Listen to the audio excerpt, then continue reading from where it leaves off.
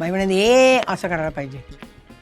केवढा फरक पडला पण त्या बॉडी लँग्वेजमुळे. लगेच फिल्मफेअरसाठी मला सपोर्टिंग ॲक्ट्रेसचा अवॉर्ड होतो, पण त्यांनी दिला नाही. ते म्हणाले नाही, चेहरा नाही नजर आहे ना तर हम देंगे नाही. आणि मी खूप घाबरले होते, कारण तवायफ हा प्रकार माहीतच नाही ना. काय ग गाणं नाही केलं ग, माणिकचं गाणं तुझ्याकडे आहे ते ग, गाणं का नाही केलं. तर काय त्या लोकांना समजवणार मी. आणि ते अख्खा एपिसोड ॲक्टिंग करून दाखवायचे एकटे. हां हां असं सगळं करून दाखवायचे. मी फटकन दरवाजा तोंडावर दरवाजा लावून घेतला.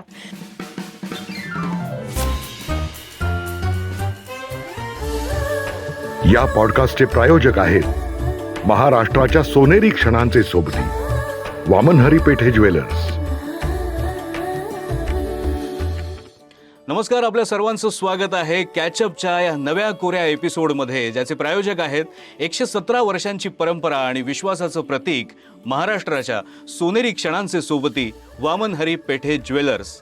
आणि आजच्या भागामध्ये आपल्या सोबत आहेत सगळ्या माध्यमातून आपल्या ओळखीचा चेहरा, अनेक वर्षांपासूनचा भारती आचरेकर. नमस्कार. भारती ताई, भारती मावशी, काय काय काही म्हण काही फरक पडत नाही म्हणजे मला आधीच प्रेक्षकांना सांगावं लागेल की वयाने खूप मोठी आहे माझ्यापेक्षा, पण जेव्हा जेव्हा आम्ही भेटतो तेव्हा मी तिला अरेतुरे करतो, कारण तो आपलेपणा असल्यामुळे. तू मित्र म्हणतेस, पण ठीक आहे, तुझी परवानगी घेऊन मी तुला अरेतुरे म्हणतोय. पण सध्या जबरदस्त चालू आहे तुझी इनिंग. 26 इयर्स लागलं. हा, 2026 हे खूपच जोरदार चालू आहे. म्हणतात की 2026 सिंह राशीसाठी फार चांगले. अच्छा, सिंहराचे. अच्छा, हे पण तू मानतेस म्हणजे सगळं. म्हणजे असं मला आपल्याला आवडतं ना, चांगलं आहे म्हटल्यानंतर आपल्याला आवडतं की बाबा माझी रास चांगली आहे यावरची.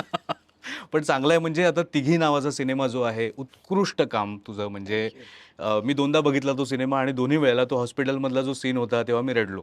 आणि खरंच खरंच खूप खूप मजा आली. म्हणजे तिघी हा सिनेमा उत्कृष्ट का आहे याच्यातलं पहिलं जे कारण आहे ते भारती आचरेकरचा अभिनय. बाकी सगळ्यांचा अभिनय चांगला आहे, सगळ्यांची कामं चांगली आहेत, दिग्दर्शिकेपासून ते लेखनापासून सगळंच. पण तू कमाल केलीस त्याच्यामध्ये. पाठोपाठ कलर्स मराठीवरती मी जिंकून घेईन सारं ही सिरियल, पण त्याच्यामध्ये मुख्य भूमिका, परत हे मुख्य भूमिका असणं हे महत्वाचं आहे. हिंदीमध्ये सिरियल चालूच आहे. मग ह्याला काय म्हणायचं? मराठीतलं तुझं हे कमबॅक आहे का सेकंड इनिंग आहे? काय काय म्हणायचं? कमबॅक नाहीच आहे, पहिलं आहे मराठीतलं. तिघी हा मराठी पहिला चित्रपट जो माझा मी सेंटरमध्ये आहे. बरोबर. जिंकून घेईन सारं पहिली सिरियल जी सेंटरमध्ये आहे. असेच मित्रांसाठी म्हणून, मैत्रिणींसाठी म्हणून थोडं रेल केलेले आहेत. महेशच्या पिक्चरमध्ये काय मराठी पिक्चर केलेत, असे केलेले आहेत मी. केदारच्या बरोबर काय त्याच्यामध्ये केलेले आहेत. पण मुख्य रोल असलेला माझा पहिला चित्रपट, माझी पहिली सिरियल. तू अनेक मुलाखतींमधून ही तक्रार, तुझी खंत तू बोलून दाखवलीस. पण तुला असं काय म्हणजे काय कारण वाटतात तुला की का झालं असेल? मला असं वाटतं की मी पहिल्यापासून हिंदीच करत आले ना, त्यामुळे लोक घाबरतात मग विचारायला की बाबा हिंदी. एकतर हिंदीत पैसे मिळतात चांगले, दुसरं म्हणजे हिंदीत असल्यानंतर बिझी असतो माणूस, त्यामुळे किती करेल काम, हो म्हणेल की नाही इथपासून तयारी, किती हिंदीला हो म्हणेल, मराठीला हो म्हणेल की नाही. म्हणजे आता मी पहिल्यापासून सिरियल किंवा पिक्चर काय ते हिंदीच केले. मराठी एक तर माझं हिंदी चांगलं आहे वडिलांमुळे, त्यामुळे तो मराठी लहजा येत नाही त्याच्यामुळे, त्यामुळे त्यांना आवडतं सगळं, छान आहे चला.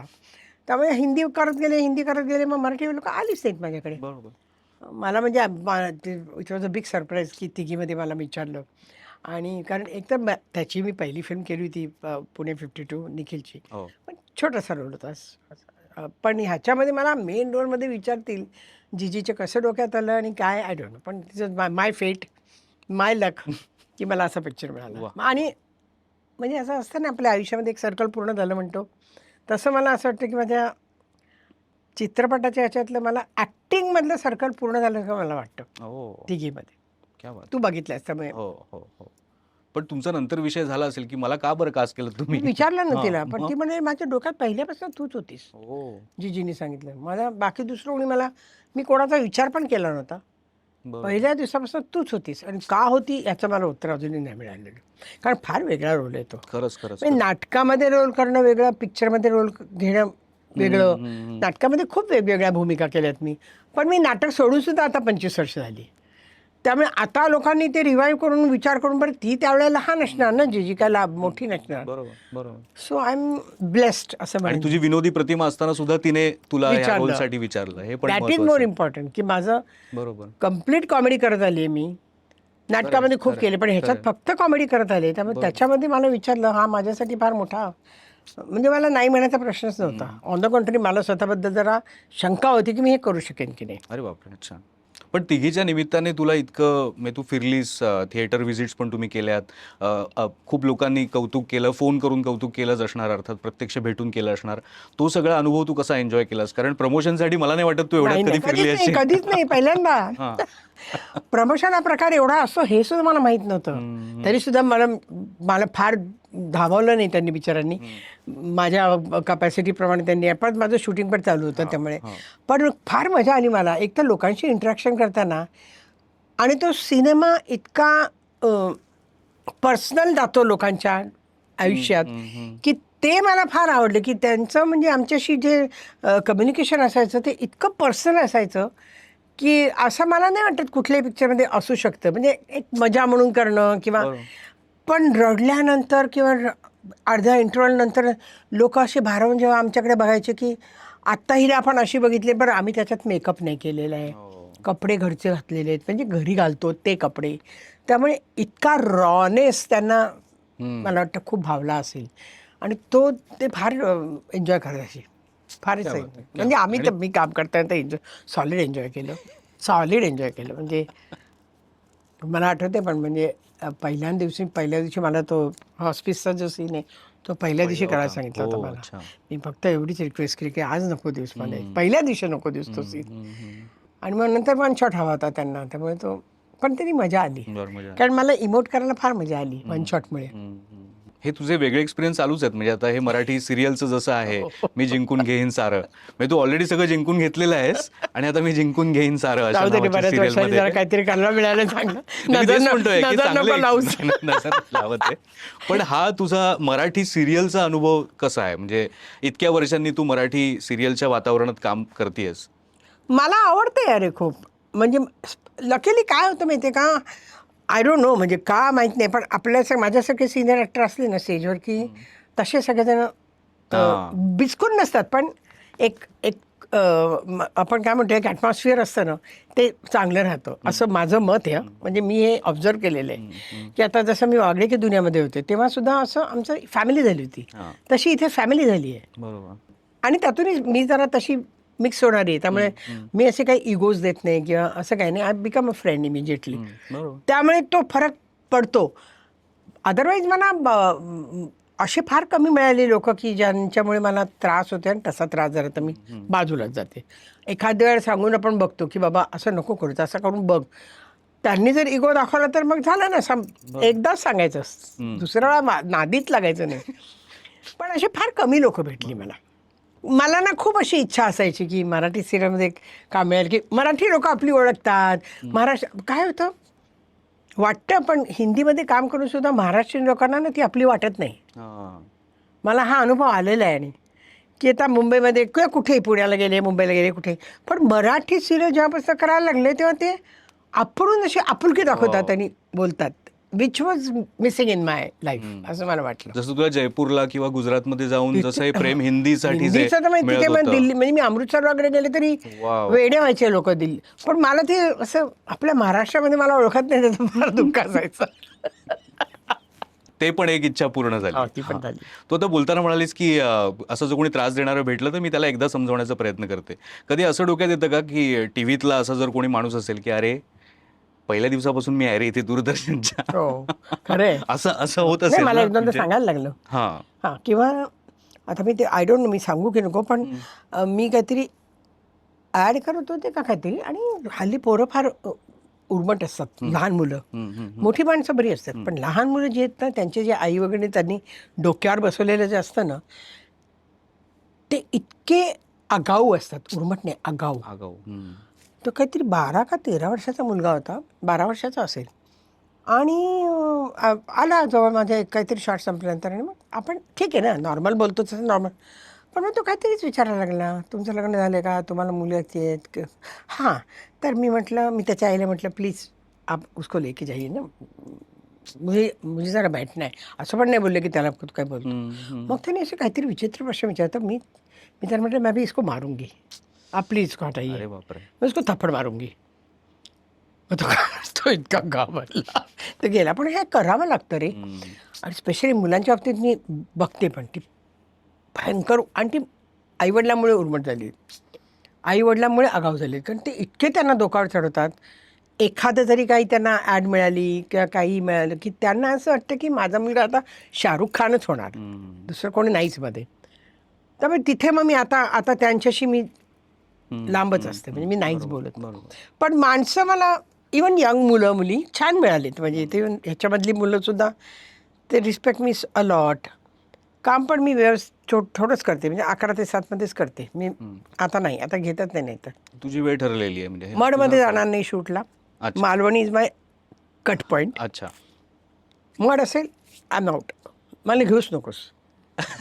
नाही आता नाही जमत, आता केलं ना, किती वर्ष केलं. आता आता आपल्या टर्मप्रमाणे असेल तर काम करायचं, नाही तर नाही करायचं. इतरांची मुलं अशी आगाऊ बघून तुला स्वतःचं पालकत्व सारखं आठवत असेल ना, की कारण तू एकटीने सांभाळलंयस, मुलाला मोठं केलंयस, संस्कार केलेस, म्हणजे तू कसं जमवलंस त्या काळामध्ये, ते ते खूप महत्वाचं आहे. कारण एकीकडे तुझं करिअर पण तुला बघायचं आहे, जरी घरच्यांची साथ असली तरी वाढवायचंय, पैसे आणि सगळंच. वेन ही डाईट तो 38 वर्षाचा होता. आपण काय अशी पुंजी ठेवून जात नाही ना, असं काही माझ्याकडे गाठीचे पैसे नव्हते काहीच. पण तुला खरं सांगू का, आताचं जे बालपण लोकांचं आहे ना, ते फार बिघडलेलं. म्हणजे एवढी चॅनल नव्हते, एवढे फेसबुक नव्हतं, आणि काहीच नव्हतं त्यांना, दुसरं काहीच नव्हतं. डिस्ट्रॅक्शनच नव्हते. त्यामुळे मला तसं सोपं गेलं त्याला वाढवणं, बाकीची डिस्ट्रॅक्शन्स नसल्यामुळे. पण काम करणं हा काय, आम्ही आईला लहानपणापासून काम करताना बघितलंय. त्यामुळे काम करणं हे आपल्या आयुष्याचा एक भाग आहे असं धरूनच आम्ही चालतो. मी काम करते, त्यामुळे माझ्या मुलाला सुद्धा तीच सवय लागली की हा आयुष्याचा एक भाग आहे, त्यामुळे आई बाहेरच असणार. त्यामुळे ऑन द कंट्री ते रिस्पॉन्सिबल बनतात. बिघडण्यासाठी मला जेवढं करायचं न बिघडण्यासाठी ते मी केलं. पण लकीली तो म्युझिकमध्ये होता, गिटार खूप सुरेख वाजवायचा, स्पेशल इफेक्ट्समध्ये गेला, जे मधला होता. त्यामुळे त्याचं सगळं कॉन्सन्ट्रेशन वर कलेमध्ये असलं तरी त्याचं वेगळं क्षेत्र. त्यामुळे मला फार त्रास नाही झाला. काम करण्यासाठी, पैसे कमवण्यासाठी मला म्युझिक सोडावं लागलं, म्युझिक नाही करता आलं मला. कारण त्यावेळी मी ऑलरेडी ॲक्टिंगमध्ये होते आणि मी कमवत होते.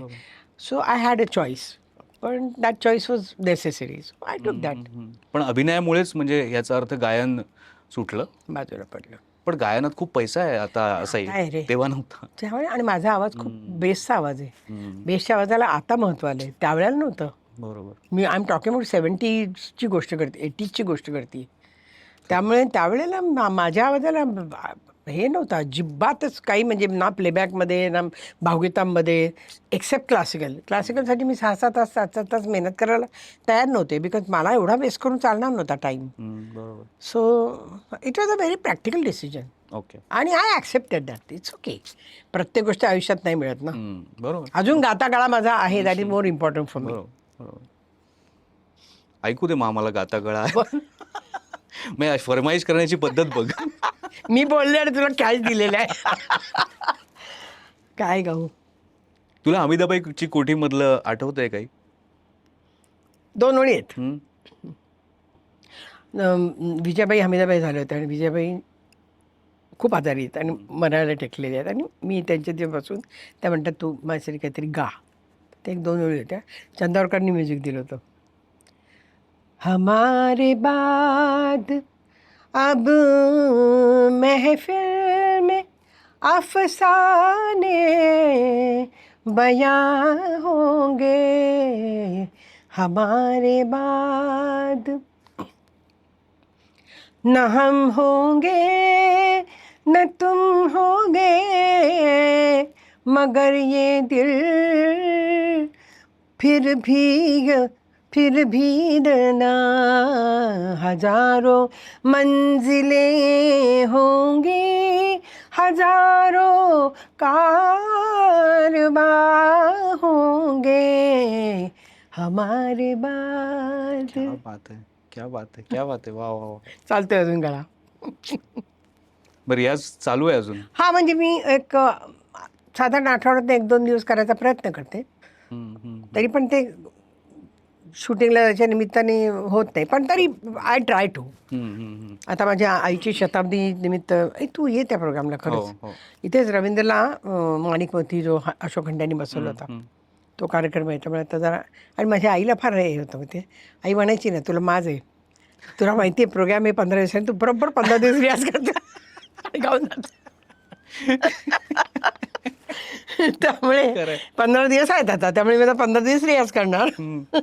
पण म्हणजे मला माहित नाही तुला आवडेल की नाही हे, पण डोळे मिटले तर आता माणिक वर्मा खूप वाटतं. असंच म्हणून आईला खूप खंत होती ना की माझं गाणं सगळे जगातले सगळे लोक म्हणतात की फक्त माणिकबाईंचा गळा भारतीकडे.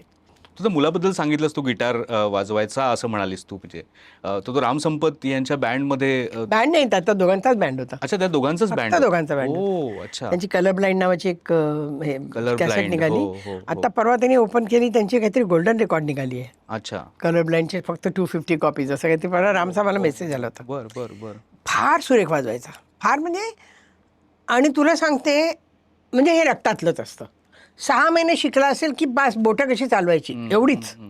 त्याच्यानंतर सगळं त्यांनी त्याचं फारच सुरेख वाजवायचा. म्हणजे मला परवा मध्ये कुठल्या तरी एका प्रीमियरला विशाल भेटला होता, आपला ददलानी, नाही ददलानी, ते सगळ्यात ते ग्रुप होता त्यांचा, विशाल ददलानी वगैरे. तर म्हणाला भारती जी क्यों भेजा उसको उधर, इतना अच्छा गिटार बजाता था. म्हणलं अरे मी काय, त्यांनी चूज केलं. आमच्या घरात असं असत नाही, प्रत्येक जण स्वतःचं कंपल्सरी काही करत नाही, काय करायचं ते करा, तुम्हाला आनंद मिळवा, तुमचा आनंद तुम्ही शोधा. बरोबर बरोबर.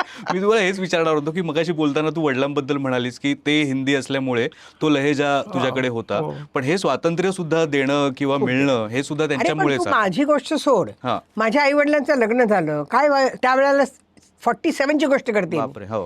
पप्पा हिंदी अलाहाबादचे, मम्मी सदाशिव पेठेची. काय झालं असेल, काय गदारोळ व्हायला हरकत नव्हती, काहीच नाही झालं. करायचं का, तर फक्त मम्मीने सांगितलं की आई वडिलांना विचार माझ्या, ते हो म्हणाले तर मी करते. लव्ह मॅरेज वगैरे काही नव्हतं, फक्त पप्पा तिथे लिरिक रायटर होते प्रभातमध्ये, आणि मम्मी त्यांची गाणी गायची कधी कधी, आणि मम्मी ते हिंदी उच्चार वगैरे नीट समजावायला म्हणून त्यांना आवडली मम्मी, त्यांनी मागणी घातली मम्मीला, एवढंच. पण तरी त्यावेळेस सुद्धा काहीही नाही करायचं, कुठे जाणार अमुक काही नाही. त्यामुळे आम्ही काय, आम्हाला तेच बाळकडू मिळालंय ना. बरोबर. आम्ही कोणा नाही, म्हणजे 4 बहिणींचं आमचा, आम्हाला कधीच कोणी अडवलं नाही, आम्ही कोणाला अडवलं नाही. तुम्हाला काय आनंद मिळत नसेल, तुम्हाला पडलात तर आम्ही आहोत मागे उभं राहायला, खरं एवढंच. पण तरी जेव्हा हमीदाबाईची कोठी मधला जो रोल आहे, जे कॅरेक्टर आहे ते काय आहे हे कळल्यानंतर थोडा प्रश्न पडला होता की. हो, मला प्रश्न पडला होता आणि मी खूप घाबरले होते, कारण तवायफ हा प्रकार माहीतच नाही ना आपल्याला. पूर्वी वाटायचं तवायफ म्हणजे अमुक वेश्या. हां, पण गाणारे हा तवायफी असतात हे मला माहितीच नव्हतं काही. मग पप्पांनीच मला समजावून सांगितलं, कारण पप्पांनी डॉक्युमेंटरी केली होती. पप्पा फिल्म डिव्हिजनला होते ना, त्यांनी डॉक्युमेंटरी केली होती त्याच्यावर. मला म्हणाले, म्हटलं पप्पा मुझे कुछ भी कीजिए, मुझे तवायफ देखनी है. तर ते म्हणाले, आणि बरं विजयाबाई म्हणजे टास्कमास्टर आहेत ना, त्यामुळे मला जोपर्यंत ते कॅरेक्टर भिनत नाही आहे आणि त्याचा अभ्यास मी नाही करत आहे, तर त्या नाही समजावून, त्या ठीक आहे त्यांनी समजावून सांगितलं मला, पण त्या म्हणाला आता तुझं तू शोध जरा थोडंसं. मग पप्पा म्हणलं ते अलंकार टॉकीच्या मागे कुठेतरी ते कोठ्या असायच्या. अलंकार टॉकीज का अप्सरा टॉकीज, अप्सराच्या मागे, हां अप्सराच्या मागे कुठेतरी त्या ग्रँड रोडला कोठ्या होत्या गाणाऱ्यांच्या, आणि त्या होत्या तोपर्यंत, अजून सुद्धा असतील माहीत नाही. हे वर्ष असेल 78 79 1978 महासागर आलं. तर त्यावेळेला मग पप्पा मला 2 दिवस तिकडे घेऊन गेले, आणि त्यांनी डॉक्युमेंटरी केल्यामुळे काही ओळखीच्या होत्या बायका. मग मी तिथे 2-2 दिवस बसले होते तिथे. त्यांच्या त्या मैफिली संध्याकाळच्या असायच्या ना, पण तरी केवढा मला फरक पडला. मला त्यांचं उठणं बसणं सगळं इतकं छान कळलं, आणि हे कळलं की बाबा त्यांना म्हणजे गाणं हा त्यांचा विषय मुख्य. म्हणजे उगाचच आपल्या डोक्यामध्ये काही काही कल्पना असतात. बरं वय पण काहीच काय माझं फार नव्हतं, त्यामुळे त्या वयामध्ये ह्या गोष्टी कळणं जरा मुश्किलच होतं. पण तरी मला बाईंनी काही काही 2-3 गोष्टी इतक्या बारीक सांगितल्या होत्या त्याच्यामध्ये. आता मी जेव्हा सुरुवातीला मीच रियाज करत असते, पहिली एंट्रीच माझी, आणि अशोक सराफ येतो आणि तो म्हणतो, तर मी त्याला लुक्का नाव असतं अशोकचं, आणि मी त्याला म्हणते, ए लुक्का क्यों आया है तू अभी इस वक्त, मेरा रियाज चल रहा है. तर ते आपण नुसतं असं करतो ना, आणि मी अशी बसायची ना, आणि अशीच मी ए असं म्हणायची. बाई म्हणाली ए असं करायला पाहिजे. केवढा फरक पडला पण त्या बॉडी लँग्वेजमुळे लगेच. तो पहिला सीन आहे, पहिला सीन आहे ओपनिंगचा. बरोबर. दिलीप कोल्हटकर तबला वाजवत असतो आणि मी रियाज करत असते. पण ते म्हणजे ह्या छोट्या छोट्या गोष्टी. पण आता कोणी ते एवढं नाही, बाईंसारखं वगैरे आता नाहीच म्हणजे. पण म्हणून मला वाटतं तुमची मैत्री जी आहे ती एवढी टिकून आहे आजही. नीना कुलकर्णी, नाना पाटेकर, कारण त्या नाटकात तुम्ही सगळे एकत्र होतात त्याच्यामध्ये. अशोक अजून तसा भिडच नाही बिचारा, अजून फार बोलत नाही. पण नाना, मी आणि नीना अजूनही असे घट्ट होतो आम्ही. आणि बाई सुद्धा, बाईंच्याकडे पण मी जवळजवळ दर महिन्यात 2 महिन्याने आम्ही जाऊन बाईंना भेटतोच जाऊन अजूनही. त्याची बाईंचा वाढदिवस होता काहीतरी, नानाचा फोन आला मला, येते का गं बाईंचा वाढदिवस आहे. म्हणलं नेमकं मला काही नाही, चल येते. तर म्हणून मी पुण्याहून आलो, चल तिकडेच भेट. तो ही अर्धी खोली भरायला एवढी फुलं घेऊन आला होता. बापरे. आणि फक्त फुलं रचत होता बाईंच्या तिथे. अनायता वैतागली होती. अरे पण इकडे वास पण नाही आहे तेवढे. सगळ्या बिल्डिंगमधनं तिने वास मागून आणले होते. पण अजून आम्ही अशी माणसं आता नाही रे, मिळत नाहीत आता. अशी मैत्री मिळत नाही, अशी माणसं मिळत नाहीत. त्यामुळे खूप छान आम्ही आयुष्यामध्ये भोगलेले असं मला वाटतं की हल्लीच्या उपभोगले. आता हल्लीच्या पिढीला मला वाटत नाही अशी मैत्री, इतकी जुनी मैत्री अशी टिकून 40-40, 50-50 वर्ष नाही होत असं आता. खरंय. मग काहीतरी प्रत्येक वेळेला काहीतरी पाहिजे असतं त्या मैत्रीतनं, विच इज आमची खूप छान शुद्ध मैत्री राहिलेली आहे. बरोबर. पण हे असताना सुद्धा तुझ्या बोलण्यात किंवा तुझ्या वागण्यात असं कधी नसतं की आमच्या काळी असं होतं.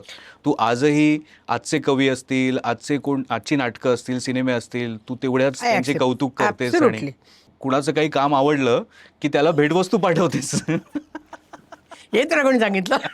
छाया कदमचा इंटरव्ह्यू झाला होता कॅचअप मध्येच, तेव्हा तू दिलेली साडी नेसून ती आली होती आणि तेव्हा तिने सांगितलं होतं. पण मला त्याचं आश्चर्य वाटलं की कुणाचं काम आवडलं तर आपण फोन करतो, आपण प्रत्यक्ष भेटीत सांगतो. पण तू हे कुठून? काही नाही, मला आवडतं भेट द्यायला. मला एरवी सुद्धा भेट द्यायला आवडतं खूप. म्हणजे मी काही झालं की भेट देते. म्हणजे मला वाटतं छायाला दिली आहे, सोनाली मोठी आहे तिला दिलेली आहे, नंदिताला दिलेलं आहे. काम आवडलं की मी काही नाही काहीतरी असं छोटे छोटे. नंदिताला कुठलं काम? काशीनाथ घाणेकर मधलं काम? नाही, नंदिताचं ते सायकल काहीतरी ते असते, एकादशी. अच्छा, हा, एलिझाबेथ एकादशी. त्यातलं खूप आवडलं मला काम तिचं. त्यामुळे मी अशी देते. गाणं आवडलं कोणाचं तर मग साडी पाठवते. मगाशी तू वडिलांचं देते म्हणून मला मिळतं असं म्हणते मी. तेच खरंय. पण वडिलांचं तू सांगत होतीस ते मला तेव्हाच ते इतकं भारी वाटलं की आपल्याला पालकांचा आधार असतो, पण त्याच्या पलीकडे जाऊन आपल्या मुलीच्या नाटकात तिच्या रोलला फायदा होईल म्हणून अशा ठिकाणी घेऊन जाणं आणि तिचा अभ्यास होऊ दे त्याच्यामधून, हे किती केवढं आहे, केवढं मोठं. पण मला असं वाटतं की त्यांना पण ते बाळकडून मिळालं असणार. कारण मला आठवतंय मम्मीचं लग्न नव्हतं झालेलं आणि मम्मीचा आदर्श होता हिराबाई. अच्छा, हिराबाई. हिराबाईंसारखी मैफिल मला करायची. म्हणजे कसं की परिपूर्ण, नुसतं क्लासिकल नाही, क्लासिकल, नाट्यसंगीत, ठुमरी, भावगीत, असं सगळं त्या मैफिलीत असायचं हिराबाईंच्या. आणि तसं सात्विक रूप होतं आणि मम्मीचा पण तसाच चेहरा होता. तर ती फार तिला हे होतं आणि तिला ठुमरी नव्हती येत. एक तर पुण्याची बाई आणि तिला ठुमरी वगैरे म्हणजे कठीण असतं. जरी काढ्याचा प्रकार असला तरी त्यातली नजाकत, त्याचे एक भाव असतो त्याचा. तर तिला ते जाऊन बनारसला शिकायचं होतं आणि तेव्हा लग्न नव्हतं झालेलं. अच्छा. हां, तर भोलानाथ भट म्हणून होते बनारसला, त्यांच्याकडे तिला जाऊन 15 दिवस मला ते जाऊन फक्त. आणि त्याची हुशार असल्यामुळे कॅचअप करायला तिला वेळ नाही लागणार. 15 दिवस मला पाहिजे. पण पप्पा म्हणाले की हाँ ठीक है, मेरी बहन वहाँ रहती है इलाहाबाद में, उसके हस्बैंड लेके जाएंगे. तर ते एक तर आश्चर्यच वाटलं त्यांना की लग्न नाही झालंय, काही नाही. आणि एक तर पण हिला पाठवणं हा सुद्धा माझ्या आजीचा केवढा मोठेपणा की बाबा परक्या प्रांतामध्ये परक्या लोकांबरोबर अजून भेटली पण नाहीये नंडेला आणि तिच्या नवऱ्याबरोबर बनारसला जाणार. पण ते तिला घेऊन गेले, तिथे ते राहिले तिच्याबरोबर आणि मम्मी 15 दिवस भोलानाथ भटांकडे ठुमरी शिकली. आता हे आमच्या घरात घडलेलं इतक्या वर्षापूर्वीचं. बरोबर. त्यामुळे वडिलांचं म्हणजे ब्रॉड माइंडेडपणा जो होता ना, त्याच्यामुळे आम्ही सगळ्या फुललो खूप. आम्हाला कधी कशाच्याच गोष्टीचं अरे बापरे, असं कसं करायचं हे आमच्या डोक्यात पण येत नाही. तर तू तर वडिलांबद्दल सांगितलंस, प्रभातमध्ये ते होते, फिल्म्स डिव्हिजन्समध्ये होते, पण सिनेमामधलं त्यांचं जे योगदान आहे ते मला वाटतं तूच सांग की त्यांनी कुठल्या सिनेमांचे डायलॉग्स लिहिलेले आहेत. त्यांनी जेव्हा आले ना अलाहाबादहून, तेव्हा एक तर तो उर्दूमध्ये एम ए केलेलं त्यांनी, त्यामुळे लिखण्यापासून येत होतं त्यांना. प्रभातमध्ये दामलाई फतेलांनी बोलवलं होतं त्यांना. तर तेव्हा मला तर 2 पिक्चर नक्कीच माहिती आहेत. एक नाही, सीधा रास्ता देवानंदचा, आगे बढो, सीता स्वयंवर, हां, अच्छा. असे 3 तर त्यांनी केलेच होते. डायलॉग स्क्रीनप्ले नाही, डायलॉग रायटर आणि लिरिक रायटर, हे तिन्ही पिक्चरमध्ये त्यांनी केलं होतं त्याच्यात. आणि मम्मी त्यात बरीच 2-3 5-6 गाणी गायली होती त्याच्यात. बरोबर. मग त्याच्यानंतर मग मुंबईला आले. मग त्यांना काहीतरी दुसरं करायचं होतं. फिल्म डिव्हिजनचा जॉब पण त्यांना बऱ्यापैकी उशिरा लागला. आधी काहीतरी बिझनेस केला त्यांनी आणि काहीतरी चाललं होतं. पण आम्ही आजीकडेच राहिलो, कारण हे दोघंही फिरतीवर असायचे. त्यामुळे मम्मीने आम्हाला चौघींनाही आजीकडेच ठेवलं होतं की बाबा तिथेच सांभाळ तू. म्हणजे मी येत जाईन आणि असं, म्हणजे ते आजीचं घर आम्हाला आमचं घर ते. त्यामुळे मी तर 10वीपर्यंत पुण्याला होते हुजूरबागेमध्ये. ओके. पण आईवडिलांनी आम्हाला खूप स्वातंत्र्य दिलं. त्याच्यामुळे आम्ही, म्हणजे जसं मी म्हटलं, फुललो. ते खरंच फुललो. त्याच्यामुळेच. आणि नुसतं स्वातंत्र्य नाही दिलं तुम्हाला, आणखीन इतक्या दिग्गज लोकांना प्रत्यक्ष भेटता आलं त्यांच्यामुळे. मुंबईतल्या घरात सुद्धा मला असं वाटतं खूप खूप मोठमोठे येणं लोक जाणं. घ्यायची. आणि काय होतं ना, माझ्या वडिलांची एक भाची होती, म्हणजे नंडेची मुलगी. तिने तेंडुलकरांची सगळी नाटकं ट्रान्सलेट केली आहेत. अच्छा. सगळी हिंदीमध्ये. बर. सरोजिनी वर्मा नाव तिचं. बर. तो ऐकलं पण असेल. आणि तिचे मिस्टर साहित्यक होते, केशवचंद्र वर्मा म्हणून. आम्हाला शाळेमध्ये त्यांचा गोभी का फूल म्हणून एक धडा पण होता. हां. तर म्हणजे ती अशी बॅकग्राऊंडवाली लोक होती सगळी. त्यामुळे माझी आत्ते बहीण जवळजवळ माझ्या मोठ्या बहिणीसारखी, ती आमच्याकडे 4-4 महिने येऊन राहायची आणि फक्त मराठी नाटकं बघायची, मराठी साहित्य वाचायची. अरुण गोखले तिचे मानलेले भाऊ होते, ते सगळे मदत करायचे तिला. आणि ती म्हणे नाही, मी मागच्या जन्मी मराठीच असणार. त्यामुळे तिच्या निमित्ताने साहित्यिक पण आमच्याकडे यायचे सगळे. तेंडुलकर म्हणा किंवा पी.एल. काका तर आमच्या घरचेच होते. म्हणजे पी.एल. काकांबद्दल अरुण गोखले तर तिचे भाऊ होते. म्हणजे त्यामुळे साहित्यिक पण यायचे तिच्यासाठी म्हणून, आणि आईकडनं म्हणून गाणारे पण सगळे असायचे. म्हणजे वडाळ्याला आम्ही राहत होतो आधी, तेव्हा आम्ही अर्थात सुट्टीतच यायचो, कारण वडाळ्याचं घर फारच छोटं होतं. 1 रूम 1 किचन एवढं घर होतं. तर तेव्हा मालवी काकानंद आमच्याकडे येऊन राहायचे परमनंट. म्हणजे कधी मुंबईला आले की दुसरीकडे कुठे जायचेच नाहीत. मल्लिकार्जुन मनसूर आमच्याकडे पळून यायचे. इथे दादरला एक लॉज होतं, श्रीकृष्ण लॉज म्हणून. श्रीकृष्ण असं काहीतरी नाव होतं. दादर स्टेशनच्या बरोबर बाहेर पहिल्या मजल्यावर. आणि त्यांना भयंकर जोशी म्हणून होते आणि भयंकर गाण्याची आवड. आणि मल्लिकार्जुन तिथेच राहायचे. पण ते इतके बोलायचे त्यांच्याशी, कारण मल्लिकार्जुनला लिहाच करून द्यायचे नाहीत, नुसते गप्पा मारायचे. इसकं काय, इधर काय हुआ, उधर काय. आणि त्यांच्या तोडक्या मोडक्या हिंदीमध्ये बिचारे मल्लिकार्जुन वैतागायचे आणि ते तिथून पळून आमच्या घरी यायचे. मानिक म्हणजे बचाव, आदमी म्हणजे बहुत तक. म्हणजे गाणे न मग आमच्याकडे रियाज करत बसायचे मध्ये. अशी माणसं आम्ही बघितलेली आहेत. भीमसेनजी रात्री कधीतरी प्रोग्राम संपवून यायचे घरी. 2 वाजता रात्री बेल वाजायचे, मला वरण भात करून वाढ. मम्मीला चंद्रभागा म्हणायचे, वरण भात करून वाढ म्हणून. कुमारजी यायचे. असे म्हणजे अशी लोक इतक्या लहानपणापासून बघितली आहेत की आम्हाला त्यांचं काहीच अप्रूप वाटायचं नाही. मला आठवते मी धन्य ते गायनी गळा केलं ना पहिलं नाटक. आणि भीमसेनजीचं म्युझिक होतं त्याच्यामध्ये. तानसेनचा मुलीचा रोल होता ना माझा. सगळं क्लासिकल होतं मला त्यावेळेला. छान गायची मी त्यावेळेला क्लासिकल.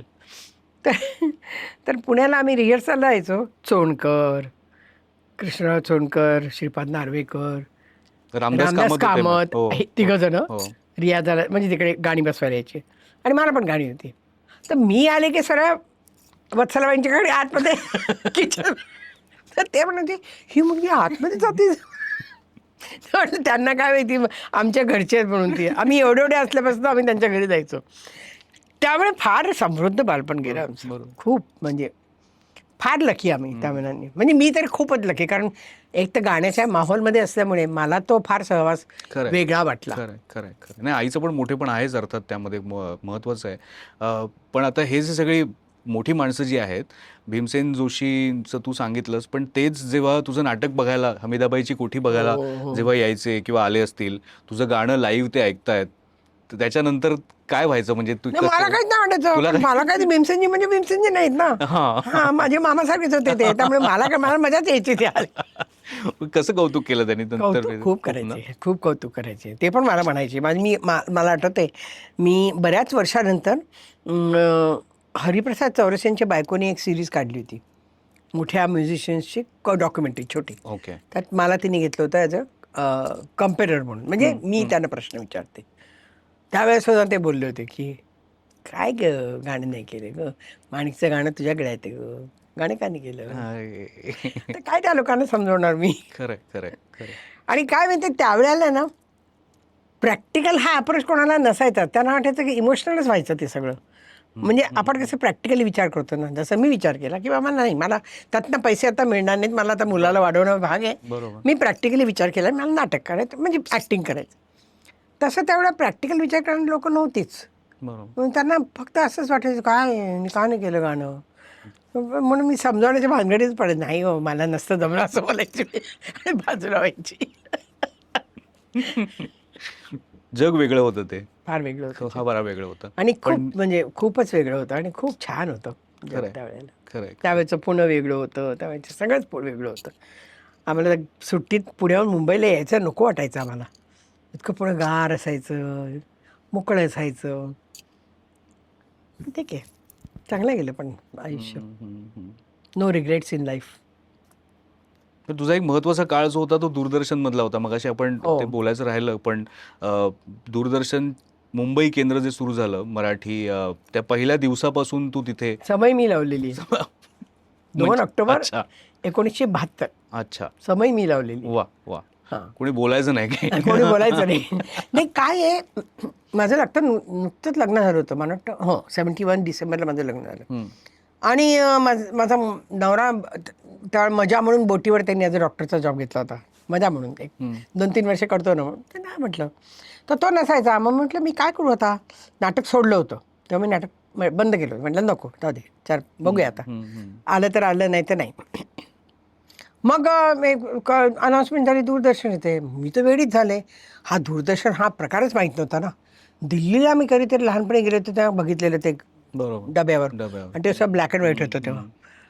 तर म्हटलं मला करायचं आहे जॉब. बरं माझी बॅकग्राऊंड इतकी चांगली होती की मला नाही मिळणार हा म्हणजे मला माहिती होतं मला मिळणार. त्यामुळे मी अप्लाय केलं. मी ताबडतोब पहिल्या ह्याच्यातच दणक्यातच पास झाले. मी होते, भक्ती होती, ज्योत्स्ना खिरपेकर होती, असे 3-4, विजया जोगळेकर, नैना दासगुप्ता म्हणून माझी एक मैत्रीण होती, ती गुजराती सेक्शन बघत होती. म्हणजे अशा आम्ही, धुमाळ होता, विनय धुमाळे तो होता, असे आम्ही 5-6 जण. बरं विजया मी ओळखत होते जोगळेकरला, तर ते आम्ही सिलेक्ट झालो होतो. दूरदर्शन आम्ही जॉईन केलं एप्रिलला. ओके. सुरू झालं ते 2. तोपर्यंत प्रोग्राम काय करायचे. मला आधी टाकलं त्यांनी न्यूज सेक्शनमध्ये, विच वॉज वेडेपणाच होता, कारण मला काहीही पॉलिटिक्समधला गंध अजूनही नाही. पण मग त्यांनी मला कृष्णमूर्ती म्हणून आमचे एक डायरेक्टर होते, आणि ते अतिशय गाण्याचे वेळे होते. गाणं साऊथ इंडियन असून त्यांना हिंदुस्थानी क्लासिकल खूप आवडायचं. माणिकरावांची मी मुलगी म्हणून त्यांना, आणि त्याचा एक फार होता. तर ते म्हणाले, मी त्यांना म्हटलं मी नाही न्यूज सेक्शनमध्ये काम करणार, मला काहीतरी वेगळं पण द्या. मी करते पण मला वेगळं पण द्या. मग त्यांनी मला एक नजाऱ्या नावाचं एक मॅगझिन दिलं. बरं. दर 15 दिवसांनी एक अर्धा पाऊण तासाचा प्रोग्राम, मुंबईमध्ये ज्या कल्चर ॲक्टिव्हिटी होतात त्यानुसार जाऊन शूट करायच्या. TV magazine. हां, इतकी मजा आली मला. ते फोक फेस्टिवल व्हायची, कॉन्फरन्सेस व्हायच्या, नाटकं व्हायची, तर जाऊन नुसतं शूट करायचं आणि दाखवायचं अर्धा तास. मग त्याच्यात माझा वेळ खूप छान गेला. नजारे मला कम्प्लीट जवळजवळ 5-6 वर्ष मला करायला मिळाला तो प्रोग्राम.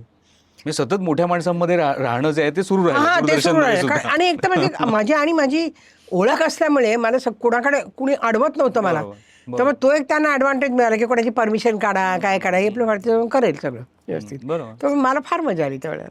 मला आठवत आहे इंदिरा गांधी आल्या होत्या आणि मला सांगितलं होतं जाऊन जरा पटकन बाहेर घे, आता तू त्या साईडला आहेस तर तू जाऊन बाहेर घे. बरं, आपण नाही आवरत काय. अक्षरशः इंदिरा गांधी दरवाज्यातनं आत आला एअरपोर्टच्या, आणि त्यांचा 25-30 सेकंदा बाईट होता तो घेतला मी. असं मृणाल गोरेंचं पण मला अजूनही आठवतं. तर पुलाच्या तिकडनं गेलं की मला आठवते, ट्रकवर चढून मी त्यांचा इंटरव्ह्यू घेतला होता. हो. त्यांची रॅली चालू होती मोठी.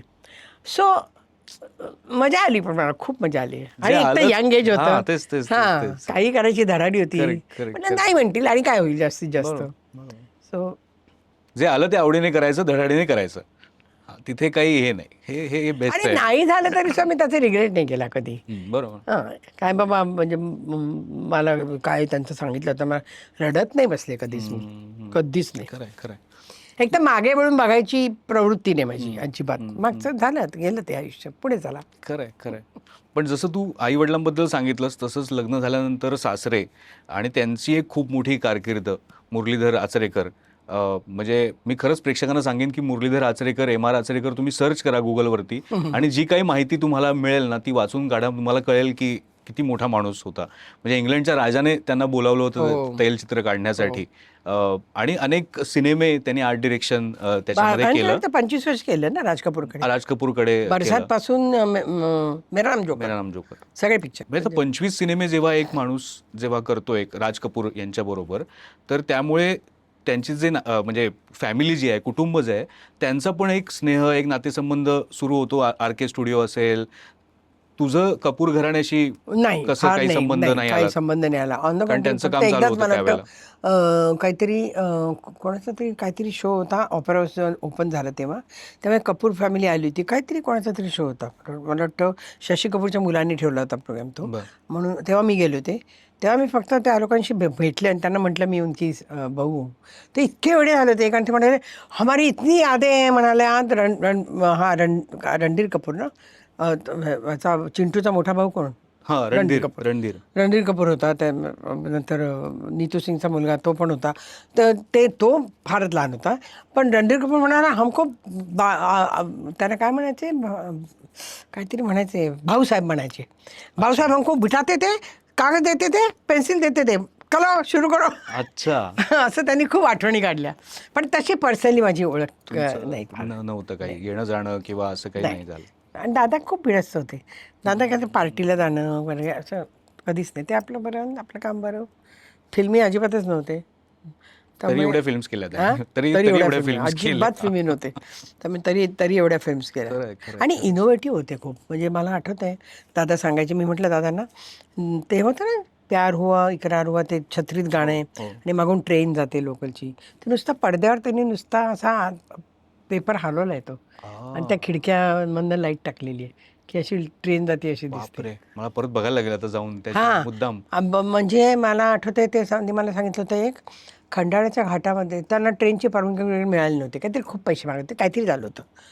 तर खंडाळ्याच्या घाटामध्ये त्यांनी ते आपले हे असतात ना कार्गोचे ते डबे, लॉंग, हो, खूप मोठ्या ट्रक्स असतात आणि कार्गोचे डबे, त्याच्यावर ट्रेनचा डबा केला होता आणि तो नुसता रोडवरने नेला होता घाटात. आणि ती ट्रेन दाखवली. सो खूप आणि खूप स्केचेस करायचे. डिटेल वर्क फार. आता ह्याची पोरं काहीच करत नाहीत. डिटेलिंग म्हणजे इतकं डिटेलिंग असायचं. बरं, इतक्या चांगल्या माणसांबरोबर गुरुदत्त बरोबर 3 पिक्चर केले त्यांनी. खूपच छान. म्हणजे फारच वेगळ्या प्रकारचा माणूस होता तो. त्यांच्याकडे पण केवढं मोकळं वातावरण होतं ना. मला कधीच अडवलं नाही काय 2 वाजता रात्री नाटकावर नाही येते मुलगी आणि काय आपली सून.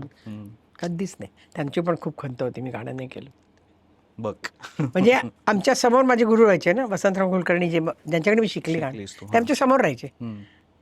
तर ते बरोबर ते दिसले की वसंतराव आतमध्ये काय येईल, काय कर, मला काही सांगू नका म्हणाले. वसंतराव पण म्हणायचे तिला काही सांगण्यात अर्थ नाही, ती जितकी येते तेवढी खूप माझ्यासाठी. बघ, एवढे सगळेजण सांगतायत पण तू ऐकलं नाहीस म्हणा. नाही, ठीक आहे. पण तू अभिनयात जे काही केलंस इतकी वर्ष, नाटक, मराठी नाटकामध्ये मला असं वाटतं की तुला स्वातंत्र्य जास्त मिळालं. खूप वेगवेगळ्या प्रकारचे रोल्स करायला मिळाले. महासागर असेल, दुभंग असेल, मला वाटतं आधे अधुरेचं पण मराठी जे झालं होतं मुखवटे, त्याच्यामध्ये अमोल पालेकर यांच्याबरोबर तू महत्त्वाचे भूमिका केल्यास काही आणि महत्त्वाचे प्रोजेक्ट्स केलेस. कारण आ बैल मुझे मार ही सिरियल पण अमोल पालेकर. जसं तू म्हणतेस की तू दिग्दर्शकांबरोबर जसं काम केलंस तसं ह्या कलाकारांबरोबर पण तुला एक काम करता आलं, बघता आलं. माझं ना काय झालं, मला ना कोणी असं फार मोठं वाटलंच नाही कधी. म्हणजे मला इंटिमिडेट नाही झाले मी कधी, बरोबर. की बापरे आता मला डॉक्टर लागून बरोबर काम करायचं आहे. ते का झालं हे मला माहीत नाही आहे. मे बी माझा बोल्ड नेचर असेल किंवा मी कॉन्फिडन्स असेल, व्हॉट एव्हर इट इज. पण मी त्याचं कधी टेन्शन नाही घेतलं की मला हा डॉक्टरांबरोबर नाटक करायचं आहे, अरे बापरे आता काय करू, अमोलबरोबर हे करायचं आता काय करू, कधीच नाही. Not a single movement. आणि अमोल पालेकर पण तेव्हा अमोल पण एस्टॅब्लिश होता तो लागू तेव्हा. सिनियर. हा खूपच सिनियर होते. त्यामुळे मला आणि त्यातून वनमालाचा रोल आणि ते म्हणजे गाणं त्याच्यामध्ये होतं मला. पण this is the reason I don't know. म्हणजे मला अजूनही कळत नाही की मी कोणालाही फेस करायला मी घाबरत नाही. हे लहानपणापासून असल्यामुळे मला त्या लोकांशी असं कधीच वाटलं नाही बापरे आता मी काय करू. पण नाटक थांबलं का पण मग? कारण जिथे तुला सगळ्यात चांगलं काम करायला मला नाही मिळतंय. माहिती नाटक थांबलं का. मला वाटतं मी सख्या हिंदीत तू बिझी झालीस त्याच्यामुळे. शेवटचं सख्या असेल. हो हिंदीत बिझी झाले, हिंदीत पिक्चर खूप केले, हिंदीत सिरियल खूप केल्या. मग ते प्रेशर यायला लागलं मला नाटकाचं जरा की बापरे प्रयोग. बरं त्यावेळेला ना 15-15 दिवसाचे दौरे व्हायचे रे. बरोबर. त्यावेळेला हे आता सारखे शनिवार रविवार नसायचं आणि फ्लाईट नसायच्या. बसमधनं प्रवास करेल मी. वरती खाली झोपायची बेडिंग टाकून, वरती नाना पाटेकर झोपायचा, तिथे खाली नीना झोपायची, वरती अशोक झोपायचा, बेडिंग असायचं आमचं बरोबर. असे दौरे केलेत आम्ही आणि ते 20-20 दिवसाचे दौरे. त्यामुळे ते मला झेपणं नव्हतं अजिबात. आणि त्यातूनही माझे मिस्टर गेल्यानंतर मग मला असं वाटलं की जरा तरी मला मुलाकडे लक्ष द्यायला पाहिजे. आणि नाटक was not easy thing to. खरं. आणि this is the main reason की त्यावेळेला ठराविक प्रयोग नाही व्हायचे, खूप 15-15 दिवसाचे दौरे व्हायचे. खरं. मी सोडलं नाटक. सोडलं नाही पण त्याच्यानंतर ना टेलिव्हिजन आल्यानंतर नाटकाची सगळी रयाच गेली होती खरं म्हणजे. To be very frank. मधला काही काळ असा होता. हो खरं. 90चा काळ असा होता की नाटक काय तेच नाटकं रिवाईव्ह करायला लागले, नवीन काही येईना चांगलं. सो त्यामुळे असेल. पण आता मग आहे, आता फ्लाईट आहेत, आता शनिवार रविवार प्रयोग हो करू पण शकता. आता मला आता मी नाव नाही सांगत पण आता आलं होतं ना मला नाटक मेन. पण मला असं वाटलं की नाही मी आता नाही करू शकत नाटक. मला नाही, माझी आता ती मानसिकता नाही आहे आता नाटक करण्याची. अगदीच फार लाईट रोल वगैरे आला तर मी करेन एखादं. पण निवडक प्रयोगही नाही. नाही प्रयोग करीन पण I am talking about a script. अच्छा. मला ती खूप टेन्शनचं नाटक होतं त्यामुळे मला आता टेन्शनचं नाटक आता मला स्टेजवर नाही करायचं आहे. हां एखादी कॉमेडी आली छान लाईट आलं तर आय प्रिफर. पण अदरवाईज नाही. आयुष्यात टेन्शन नाही आता, ते कामात पण नको आहे. नको. वागळे की दुनिया सारखं आणि हे असेल एक तर. केलं पास झालं. तिघी केलं ना ते पास झालं. म्हणून म्हटलं ना सरकार पूर्ण झालंय माझं. करेक्ट. ते वागळे की दुनियाच्या बाबतीत पण झालं पण की त्यावेळेला तेव्हा किती एपिसोड झाले होते वागळे की दुनियाचे? खोटं वाटेल, मी 19 एपिसोड. हा मला वाटलंच. 13 एपिसोड गेले पहिले. हो नाही पहिले 6 एपिसोड गेले, फक्त 6. मग 13 एपिसोड केले. पण मग लक्ष्मणजी म्हणाले this is not my work, I mean I cannot write like this. त्यांचा पेशन्स नव्हता. खरं. त्यामुळे लक्ष्मणजी पण तो पण एक्सपिरियन्स काय होता रे. खरंच आहे. लक्ष्मणजींसारख्या माणसावर काम करायला मिळालं म्हणजे इट वॉज अ ट्रीट. माहिती आहे आम्ही दुर्गाबाईंच्या घरी बसायचो जेव्हा नवीन स्टोरी व्हायची तर दुर्गाबाईंच्या घरी बसायचं. त्यांचं प्रोडक्शन होतं ना दुर्गा कुठे प्रोडक्शन. आणि लक्ष्मणजी, मी, कुंदन, अंजन, अजय कार्तिक होता तेव्हा. आणि ते अख्खा एपिसोड ॲक्टिंग करून दाखवायचे एकटे. क्या बात आहे. माझी कॅरेक्टर येते म्हणजे ती नोकरीची कॅरेक्टर येते, नोकरीची कॅरेक्टर बोलायची हां असं सगळं करून दाखवायचे. म्हणजे बघत बसायचो आम्ही माहिती आहे ना. आणि ते अजय कार्तिक सगळं लिहून घ्यायचा, रेकॉर्ड करायचा आणि नंतर मग जाऊन तो स्क्रिप्ट लिहायचा, ते लिहून त्यांना दाखवायचा, मग त्यांना परत त्याच्यात करेक्शन. असं ते फार प्रोसेस व्हायला लागला. त्यामुळे ते म्हणणार माझ्यात पेशन्स नाही, this is not my medium enough. मग ते नाही म्हटल्यानंतर तो फ्लेवर नाही आला ना. खरं. आणि पण तरी फक्त 19 एपिसोड मध्ये आजही लोकांना ते आठवत आहे. ही गंमत आहे. आता आम्ही 1350 केले. आता तर केले 1350. 4.5 वर्ष मेंटेन केली बरं का त्यांनी. म्हणजे हॅट्स ऑफ की त्यांनी मेंटेन केलं.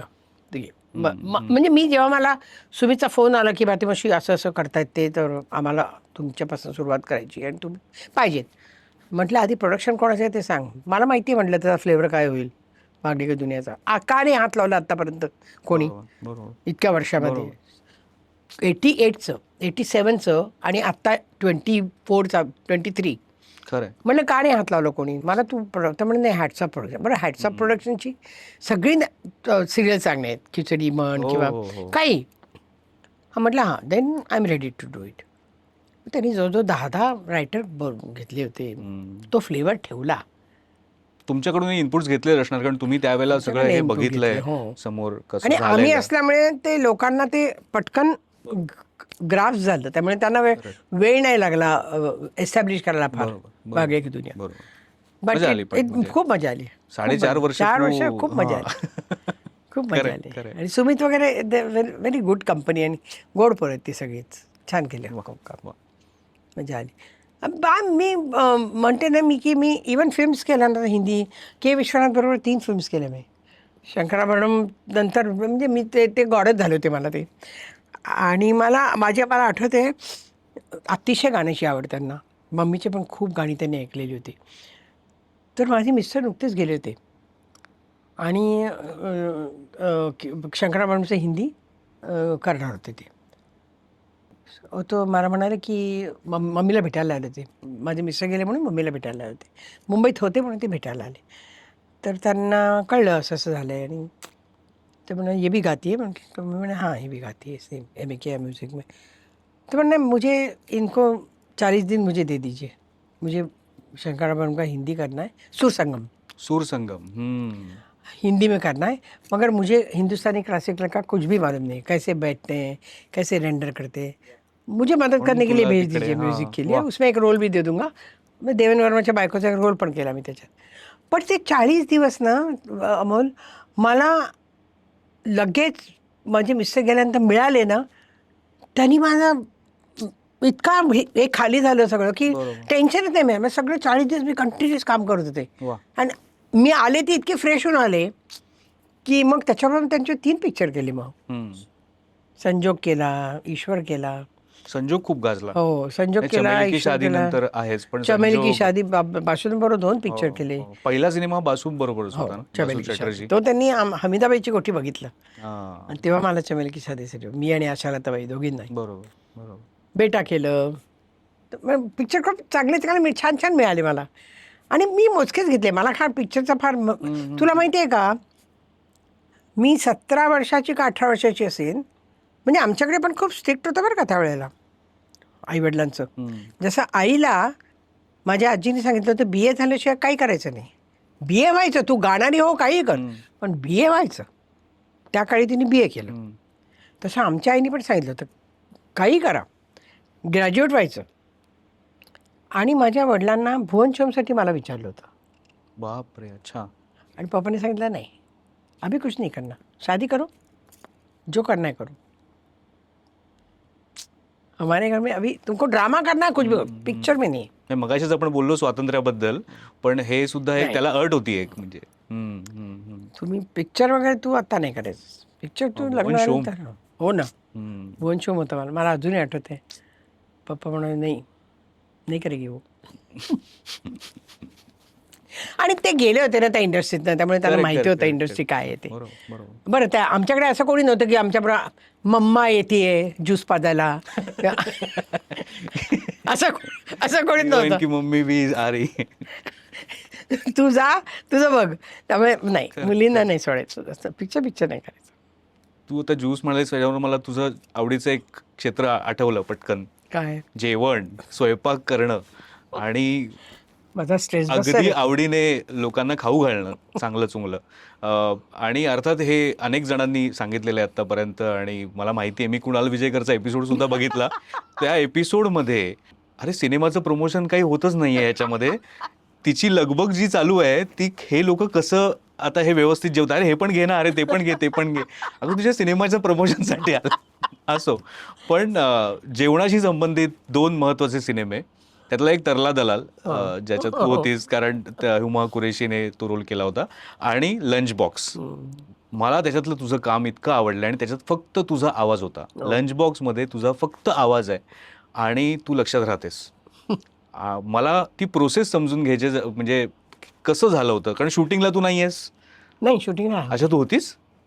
रितेशनी मला जेव्हा फोन केला बात्रा मला म्हणाला की एक तर त्याला मी विचारलं तू मला का घेतोयस नुसता आवाज आहे याचा. आवाज नहीं तो म्हणणार आवाज वागले की दुनिया की आवाज मुझे अभी इधर है बचपन से मैं देखता हूँ मुझे ये आवाज चाहिए मेरे पिक्चर में म्हणजे म्हटलं आवाज पाहिजे म्हणजे मी नाही आहे का तर म्हणलं नाही तुझा चेहरा नाही आहे फक्त आवाज आहे तो म्हटलं काय तो म्हणा हां आप सिर्फ ऊपर से उनसे बात करती हो पण मला इतकी मजा वाटली की म्हटलं ठीक आहे ना नॉट बॅड पण ते त्यांनी मला तिथे यायला लावलं मी बाहेरच्या खोलीमध्ये बसवत होते ती तिथे आतमध्ये ॲक्टिंग करत होती आणि मी तिथल्या तिथे तिला डायलॉग देत होते क्या बात आहे. त्यामुळे ते सिंकिंग पण हो, झालं मी तेच म्हटलं. नाही इट वॉज मी त्याला म्हटलं डबिंग करू का तो म्हणत नाही डबिंग नाही आपको आना पडेगा पहली सिटी से समझ गई थी मैं वगैरे असे तुझे जे काही डायलॉग आहेत ते खतरनाक आहेत तर ते. त्यामुळे तिथे शूटिंगला मी हजर होते आणि मला फार वेगळं वाटलं ते मजा वाटली म्हणजे मला हा म्हणाला नवाजुद्दीन म्हणाला हम काय आप ही ध्यान में रहते हो हो खरंच आहे खरंच आहे. मी म्हटलं नाही रे साजनची गाणी ऐकणारी एक विद्या- कोण देशपांडे बाई. देशपांडे बाई पंखा पुसतो नवऱ्याचा फार मजा आली पण मला फार म्हणजे फार आणि माझा खूप वर्ष मित्र राहिला तो म्हणजे त्यांनी मला आणखी एका पिक्चरसाठी ते फोटोचं पिक्चर फोटोग्राफ होता हो. पण मला त्यावेळेला वेळ नव्हता नाही, त्यात नाही. काहीतरी एक रोल होता म्हटलं नाही रे करता येईना मला पण तुला माहिती आहे का मला कोणीतरी त्यानंतर सांगितलं होतं की फिल्मफेअरसाठी मला सपोर्टिंग ॲक्ट्रेसचा अवॉर्ड होतं पण त्यांनी दिला नाही ते म्हणाले नाही चेहरा नाही नजर आहे ना तर हम देंगे नाही म्हटलं अरे इतकं मोठं एक्सपेरिमेंट म्हणजे केवढा एक्सपेरिमेंट आहे हा आणि किती वेगळं अवॉर्ड आहे म्हणजे मला द्या असं नाही पण एक तर कन्सिडरेशनच तुम्ही करत नाही आहात विच इज सो सॅड खरंय खरंय. म्हणजे हे बाहेरच्या दुनियेत असतं ना हॉलिवूडमध्ये तर मिळालं असतं म्हणजे 7 मिनिटाच्या रोडला त्या जुडी डेन्सला म्हटलं ऑस्कर मिळालं 7 मिनिट्स रोल खरंय. आणि म्हटलं तुम्ही इथे तू अख्ख्या सिनेमात आहेस तू अख्ख्या सिनेमा भर आहेस म्हणजे पण म्हणजे मी सांगते की मला तो experience. एक्सपिरियन्स फारच एक्सपिरियन्स वेगळा होता तो क्या बात. खूप छान होता आणि त्याने ते मला बाहेर समोर बसवून करून घेतलं ना त्यामुळे त्यांची मजा वेगळी होती हो हो हो मला हे खूप इंटरेस्टिंग वाटलं मला असं वाटत होतं इतकी दिवस की तू नाही, डबिंगलाच नाही, केलंय नाही. की सीन दाखवा काय करायचंय हा मी करते. नाही नाही अगदी म्हणजे पासून सगळं मिळालं ना त्यातनं ती परडी खाली आली की मी बरोबर घ्यायची डायलॉग त्यामुळे ते सिंकिंग फार छान झालं त्याचं बरोबर. आणि तिला पण फार मजा आली ती पण म्हणाली की मला it was so natural for her also to react हो खरंय खरंय खरं निम्रत कौरला खरंय. आता हे रितेश बत्रासारखा दिग्दर्शक की जो भले शिकून आला असेल फिल्म मेकिंग वगैरे सगळं ठीक आहे पण त्याचा पहिलाच सिनेमा आहे. जी विशा काळे आता तिघी तिने केला तिचा पहिलाच सिनेमा आहे आणि बऱ्याचदा असं होतं की हे पहिल्यांदा सिनेमा करणारे दिग्दर्शक जे आहेत ते कधीतरी 52 पण निखिलचा पुणे पहिला 52 पिक्चर हो निखिलचा पहिलाच सिनेमा होता. तुझ्या मनात काही असं असतं का त्यावेळेला की अरे ठीक आहे हा सांगतोय पण हा करेल ना व्यवस्थित करेल का व्यवस्थित असं काही अजिबात धाकधूक असते? अजिबात नाही नाही, कधीच अजिबात नाही. नाही I surrender okay I already म्हणजे मी माझे सजेशन काही देऊ शकते दॅट्स अ डिफरंट स्टोरी बरोबर. पण आय सरेंडर अच्छा त्यांचा क्राफ्ट त्यांना माहिती आहे आपण त्यात घुसायचं नाही एवढं मी पाळलेलं आहे आणि इतक्या वर्षानंतर तुला पहिल्या मीटिंग मध्ये अंदाज पण कळतं येत ना असेल. अंदाज येतो ना साधारण तिने जेव्हा मला गोष्ट सांगितली त्याच वेळी मला कळलं की मला काय पिक्चर होणार आहे तो बरोबर. सो तो तिथे मी ढवळाढवळ नाही करत अजिबात जसं मला आवडणार नाही कोणी मला जर ऍक्टिंग करून दाखवलं तर डायरेक्टर कधी कधी व्हावत जातात आणि म्हणजे ऍक्टिंग नको उघडूस तू मला डायलॉग सांग बघ ऍक्टिंग नको उघडूस खरंय खरंय. अशी तुझी ही सगळी म्हणजे बरीच अशी लक्षात राहणारी कामं आहेत म्हणजे लंच बॉक्स असेल किंवा आता हा तिघी तर अनेक वर्ष आता लक्षात राहणार आहे. पण संगीताच्या बद्दल आपण जे बोलत होतो घरातनं तुला गाण्याचा वारसा होता आणि त्यामुळे तू सुरुवातीला सांगितलंस की अनेक दिग्गज लोक तुमच्याकडे येत होते त्यांच्या सगळ्या गप्पा तुम्ही ऐकत होतात. पण याच्यामुळेच त्या क्षेत्रातले काही मित्रही तुझे झाले आणि त्यातलाच एक झाकीर हुसेन. हो हो झाकीर माझा 17 वर्षाचा असल्यापासूनचा मित्र आणि तो कसा मित्र की आम्ही हैदराबाद इस्टेटमध्ये आधी राहायचो वडिलांना फिल्म डिव्हिजनचा फ्लॅट तिथे मिळाला होता ओके नेपीस रोडला हां आणि हैदराबादच्या इस्टेटच्या पुढे लगेच सिमला हाऊस म्हणून होती जिथे झाकीर राहायचा. अच्छा. तर ते एक अल्लाह खानचा कधीतरी 1-2दा कधीतरी आमच्या घरी आलेले की आम्ही माझा एक टेलर होता तो त्यांच्या बाजूला टेलर होता असं ते करून झाकीरची ओळख झालेली. मग आम्ही दादरला जेव्हा राहायला आलो परत तेव्हा झाकीर तेव्हा माहीमला पण राहायचा माहीमला दर्गा आहे ना तिथे त्यांचं घर होतं आधी. अच्छा बरं. तर मला आम्ही म्युझिकच्या कॉम्पिटिशन खूप व्हायच्या तेव्हा. कॉलेजच्या इंटर कॉलेज खूप व्हायचा. आता फक्त नाटकं वगैरे होतात, पण तिसवा एवढी नाही होत हल्ली. बरोबर. पण इंटर कॉलेजमध्ये जेव्हा नाट्यछटा, म्युझिक हे प्रकार खूप असायचे. तर झाकीर तबल्याला असायचा नेहमी म्युझिकच्या कॉम्पिटिशनमध्ये आणि मी गायला असायची. हो. आणि आम्हाला दोघांना नेहमी प्राइजेस मिळायचे इंटर कॉलेज एटला. तो माझ्याशी 1-1.5 वर्षांनी लहान होता. तर अशी आमची ती मैत्री होत गेली. म्हणजे मला अजून आठवतं आहे, मी हा किस्सा फार मजेशीर आहे की आम्हाला जायंट ग्रुप म्हणून एक असायचं बघ, जायंटची हो, असायचं, हो. त्यांच्या कॉम्पिटिशनमध्ये आम्हाला प्राईज मिळालं. आणि आम्हाला देवानंदच्या हस्ते प्राईज होतं. मी कधीची गोष्ट करते, 68 वगैरे असेल, 69 वगैरे, 69ची गोष्ट असेल. आणि माझ्या जन्माच्या 10-12 वर्ष आधी. तर आम्ही दोघं जण, आमच्या बाजूला एक भडकम करून राहायचे, ते फार मोठे बिझनेसमॅन होते, त्यांना पण बोलवलं होतं. तर त्यांनी ते म्हणाले, चल मी आता चालू रेडिओ क्लबला चाललो आहे. रेडिओ क्लबला बापरे. म्हणजे कुलाब्याला हो, गेटवे ऑफ इंडिया तिथे होतं. तर म्हटलं नाही, पण माझ्याबरोबर त्या अल्लाखजी आहेत, त्यांचा मुलगा आहे, त्याला पण प्राईज मिळालं आहे. तर तो कसा, मग तो बसनी बिसी येणार, तर आपण घेऊन जाऊया का? तर म्हणे त्याला इथे बोलव दादरला, मग आपण जाऊया बरोबर. आमच्याच कॉलनीत राहायची ते. तर मग तो आला आणि आम्ही रेडिओ क्लबला गेलो. आम्ही दोघं जण, एवढी कोवळी पोरं, तिथे एका टेबलावर बसलेलो, सगळे मोठे मोठे लोक. आणि आम्हाला काय खायला बिला, ते काटा चमचा आम्ही कधी आयुष्यात नाही बघितलेला. त्यांनी पण नाही आणि मी पण नाही. म्हणजे खायचं कसं अजून मला आठवते ते. तो म्हणाला की कैसे खाना है, हाथ से खाना पडेगा. तो सब लोग देख रहे, म्हणजे चल दे, बस बघतोय तर काय बघ, आपण इंडियन कुठे वापरतो काय काटा चमचा, चल खा. मग मस्तपैकी खाल्लं पिल्लं. देवानंदने आम्हाला प्राईज दिलं.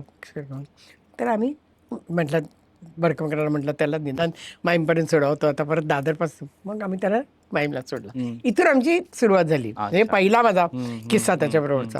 कॉम्पिटिशनला खूप वेळा होतो, पण किस्सा पहिला. पण मग नंतर ना कंटिन्युअस मी कुठे ना कुठेतरी भेटतच राहिलो. आणि तुला माहिती होतं झाकीर कसा होता, म्हणजे आपल्याला भेटलं की असं वाटायचं की फक्त आपल्यालाच ओळखतो, बाकी कोणाला ओळखत नाही, इतका तो मस्त होता माणूस. म्हणजे तुला जर माझा अल्बम दाखवला होता, माझ्याकडे जो 50 एक फोटो, तिचे वेगवेगळ्या एजमधले माझ्याबरोबरचे फोटो आहेत, यु नो. आणि ती मैत्री त्यांनी शेवटपर्यंत ठेवली आहे. माझा किस्सा तुला मी दिला होता फेसबुकला, तो गेला तेव्हा, की माझा बड्डे होता, 17वा बड्डे होता माझा. आणि त्याला सांगितलं की तू ये ना बड्डे. तर म्हणा जरूर आऊंगा, की तो त्यावेळेला नेमकं तिथे असतो. फेब्रुवारी-मार्चमध्ये असायचा तो, नोव्हेंबरला यायचा आणि मार्चमध्ये त्याचा बड्डे झाला की जायचा. तर ते मला माहिती होतं, त्यामुळे म्हटलं ये ना, येतो म्हणाला. आणि त्याला नेमका त्या दिवशी फ्लू झाला. तर तो सुरेंद्र म्हणून पुण्यात त्याचा जो मित्र आहे खूप चांगला, तो त्यांनी मला निरोप पाठवला, तिथे नाही झाकीर येऊ शकत, आणि त्याने अगदी सॉरी सांगितलं. म्हटलं ठीक आहे, नो प्रॉब्लेम. 2 मार्चला त्याचा पृथ्वीला प्रोग्राम होता. मी आणि माझी मैत्रीण स्मिता लिमये आम्ही जाणार होतो संध्याकाळी. 2 वाजता रात्री, संध्याकाळी दुपारी बेल वाजली. मी घाणेरड्या गाऊनमध्ये, तेल लावलेली वगैरे होते, संध्याकाळी जायचं म्हणून, कोणी नाही घरात, मी एकटीच. दार उघडलं तर मोठा बुके असा नुसता चेहऱ्यासमोर होता. तर कोण आहे, फुलवाला असेल ना म्हटलं. पण आज काहीच बर्थडेचं काही कारण नाही आहे. बाजूला गेलं तर झाकीर. मी फटकन दरवाजा तोंडावर दरवाजा लावून घेतला. तर तो ओरडत राहिला, भाती मैं हूँ, झाकीर म्हणतात, नाही मैंने तेल लगाया. तो इतका हसायला लागला, अच्छी लग रही हो दरवाजा बोलो. त्याने दरवाजा उघडला, आला बिचारा. मला त्या म्हणजे it was such a gesture यार, की मैं नहीं आ पाया, आय एम सो सॉरी. मग त्याला सरबत करून दिलं, तर 5-20 मिनटं बसला, गप्पा मारल्या आम्ही. घर खूप आवडलं त्याला. माझं ते गाण्याचं एक पोर्ट्रेट आहे दादांनी काढलेलं, ते बघितलं त्यांनी. आणि परत संध्याकाळी मग आम्ही भेटलो, तर इतका खुश झाला होता. पण त्यांनी लक्षात ठेवून आला, which is such a what a gesture यार. मग स्वतःचा तबला कधी त्यांनी दुसऱ्याला उचलायला नाही दिला, स्वतःचा तबला स्वतः उचलायचा. काय माणूस होता रे. फार वाईट वाटलं, फार म्हणजे फारच. बरं काहीच माहीत नव्हतं ना रे, काय झालंय काय नाही, काहीच माहीत नव्हतं. सो मम्मीचा किस्सा फार छान आहे. अल्लारखाजी आणि म्हणजे त्यावेळेला कॉन्फरन्सेस खूप व्हायच्या ना, म्हणजे दिवाळी संमेलन आणि कॉन्फरन्स खूप व्हायचे, दिल्ली, कलकत्ता. तर मम्मी सांगते की, म्हणजे मी नव्हते तेव्हा, पण मम्मी सांगते की शेजारनं 5-5:30 वाजता शेजारच्या खोलीत अल्लार खा होते, त्यांच्या खोलीतनं तबल्याचा आवाज यायला लागला आणि ते कळलं की हा अल्लार खानचा तबला नाही आहे. तर ती गेली, ती म्हणे कोण बजावला आहे तबला? तर तो झाकीर 5 वर्षाचा पोरगा बिचारा झोप तबला वाजवत होता. ती म्हणाली काय म्हणायचे त्यांना, काहीतरी नावं दिलं होतं त्यांना. अब्बाजी कि अब्बाजी क्यों आप उसको बता, बेचारा हाथ भी नहीं है उसके पहुंचे. नहीं नहीं मानिक, अभी से आदत तो चाहिए, वो तबला तो 5 बजे उठ के बजा नहीं है रोज. त्याची ना एवढी मोठी माणसं बनत. खरंय पण म्हणजे सांगते ना, आमचं म्हणून म्हटलं ना, मला फार लकी वाटतं की आमच्या आयुष्यात अशी माणसं आली आणि इतकं प्रेम दिलं लोकांनी. नाही आम्हाला हेवा वाटतो. आणि आणि आताच्या लोकांना खरंच असं वाटतं बापरे. खरंच आहे. आणि म्हणून माझी म्हणजे असं- विनंतीच आहे म्हणजे की माणिक वर्मा यांच्या नावाने जशी वेबसाईट तुम्ही तयार केली आहे आणि खूप सुंदर फोटो जुने त्याच्यामध्ये आहेत, तसेच तुझेही फोटो, त्याचं काहीतरी तू करावंस. इतक्या आठवणी ज्या आहेत, तू आता म्हणताना म्हणालीस की मागचं गेलं ते जाऊ दे, पण मला असं वाटतं की त्या आठवणी लिहून काढल्यास. आणि मी असं मला खूप जण म्हणतात. हो, तर तू प्लीज आत्मचरित्र असं नाही म्हणणार मी, पण एक मेमोर सारखं असं काहीतरी तू करावंस अशी इच्छा आहे. बघूया करेन नक्की.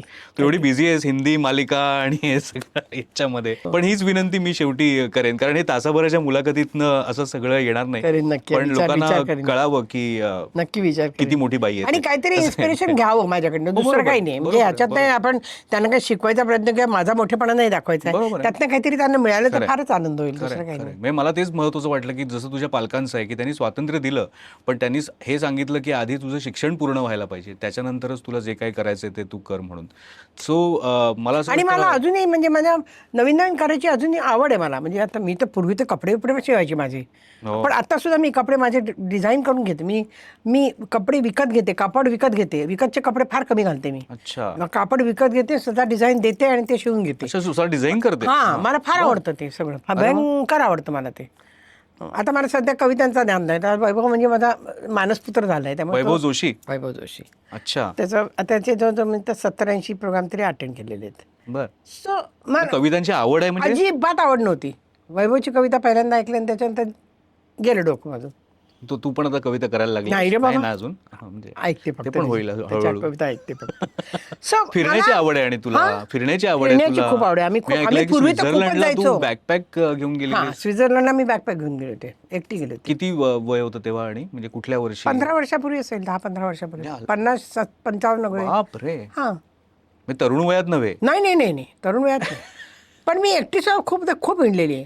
एक तर माझ्या नवऱ्याला अजिबात फिरायची आवड नव्हती, त्यामुळे तो म्हणायचा तू जा ना, तू मुलाला. म्हणून मी मुलाला बॅकपॅक सारखी घ्यायची आणि आम्ही पळायचो. आणि आता बहिणीबरोबर खूप जायची.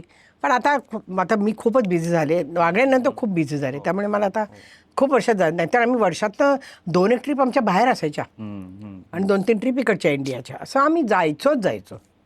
वा, खूप आवडायचो फिरायला. काय म्हणतात त्याला ते रसरसून जगणं म्हणतात ना ते? ऍब्सोल्युटली. म्हणजे मला किती जण म्हणतात ना, आम्हाला तुझ्यासारखं जगायचंय, आम्हाला तुझ्यासारखं. अरे आता नाही तुम्ही तसं जगू शकणार, आमच्याकडे फार काळ वेगळा होता. खरंय. आणि आता मानसिकता नाहीये लोकांची. बरोबर. इतक्या रॅट रेसमध्ये लोक जगतात की त्यांना खरंय या सगळ्या गोष्टीसाठी वेळ नाही मिळत. It's sad, it's very sad. पण ठीक आहे, जेवढं जमेल तेवढं आपण करू शकतो आणि जगू शकतो मस्तपैकी. हाच एक संदेश आपण घेऊया आजच्या या मुलाखतीतून. आणि जाता जाता तुला एक खूप छानशी भेट द्यायची आहे वामनहरी पेठे यांच्याकडून. हे चांदीचं नाणं आहे गणपती बाप्पाचं. अरे वा वा वा, व्हेरी गुड. तर माझी अध्यात्माची साईड खूप आहे. हो ना? मला खूप आवडतं अध्यात्म. म्हणजे मी देवदेव नाही करत, स्वामी फार मानते, मी स्वामींना फार मानते. आणि मला आवडतं अध्यात्माचं काही वाचायला किंवा असं. एक शेवटचा प्रश्न राहिला आहे, कारण हा मी सगळ्यांनाच विचारतो. वामनहरी पेठे, जसं तू मगाशी ऐकलं सोनेरी क्षणांचे सोबती, तू इतक्या सगळ्या सोनेरी आठवणी सांगितल्यास, पण असा एक सोनेरी क्षण तुझ्या आठवणीतला की जो नेहमी लक्षात राहणारा आहे? मला असं वाटतं की झाकीरचा क्षण माझा व्हेरी सोनेरी क्षण फॉर मी. की एखाद्या एवढ्या मोठ्या माणसांनी लक्षात ठेवून 10 दिवसानंतर मला बुके घेऊन घरात येणं. बरोबर. आणि संध्याकाळी त्याचा प्रोग्राम आहे, म्हणजे एखादा माणूस म्हणायचं अवधे कुठे आता जायचं. It was big thing for me, very big thing for me. खरंय. आणि असं काय आपण रोज भेटत नाही अशा माणसांना. जरी दरवर्षी आला तरी स्वामी दरवर्षी भेट नाही व्हायची माझी. 1-2-3 वर्षांनी कधीतरी एखाद्या याला जायची मी. पण आता लताबाई सुद्धा आता किती वेळा भेटलेले आहेत, पण वाटला का एक क्षण काय सांगू मी, असे कितीतरी क्षण म्हणूनच मी खरं म्हटलं की म्हणजे. इतक्या क्षणांमधून एक निवडता येणं खूप क्षण वेगळे खूप कठीण वेगळे, आहे. सोनेरीच क्षण आहेत सगळे तुझे, सगळे खरं तर क्षण सगळे वेगळे. सोनेरी आयुष्य क्षण. क्षणेरी म्हणाला. वा वा वा, खरंय खरंय खरंय खरंय. आणि हे असं उजळलेलं आयुष्य. So thank you very much. Thank you, मला अमोल. शेवटी काहीच मजा आली गप्पा मारायला. मजा आली. खूप काही मला नवीन कळलं. इन्फॉर्मल गप्पा असले की बरं पडतं ते. मजा येते तेच आपण तेच काय बरं आहे. करता, आपण आता असं काही मग लहानपणी कसं गेलं तुमचं, बालपण कसं गेलं? मजा आली खूप म्हणजे. Thank you very much. मला असं वाटतं की प्रेक्षकांनाही मजा आली असेल, आणि जर खरंच मजा आली असेल तर तुम्ही तसं कमेंट पण करा आणि सबस्क्राईब करा आमचं हे चॅनल, अमोल परचुरे हे चॅनल जे आहे ते. नाही आवडली जर मुलाखत तर तेही तुम्ही कमेंट करून सांगा, नक्की. म्हणजे पुढच्याला सुधारणा करता येईल. आणि असेच आपण भेटत राहूया दर आठवड्याला नवीन पाहुण्यांसह आणि त्यांच्या सगळ्या आठवणींसह. धन्यवाद. थँक्यू. धन्यवाद.